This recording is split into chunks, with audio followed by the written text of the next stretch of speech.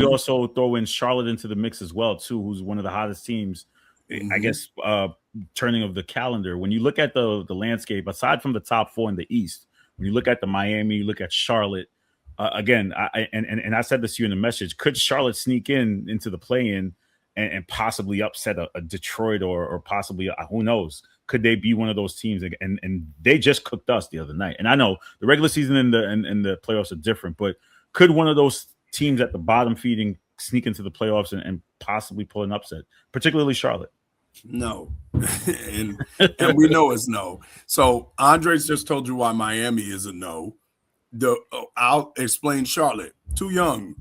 The youth for them is different than the youth for the Spurs. And I'm sure we'll get to the Spurs at some point. But Charlotte, you can see they're trending in the right direction, but you can absolutely see how they can fall apart late, especially late in games, because that's going to be the difference with that team.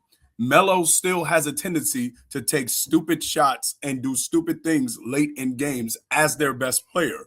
Brandon Miller you can tell he's emerging as their best player, but it's still LaMelo's team. And so I think that's the dynamics, as we just talked about with your Celtics. The reason why, even with Joe Mazzulla telling y'all to chuck as many threes as you want, the reason why we don't have to feel that bad about that team, because you got two guys that know how to get a basket in different ways.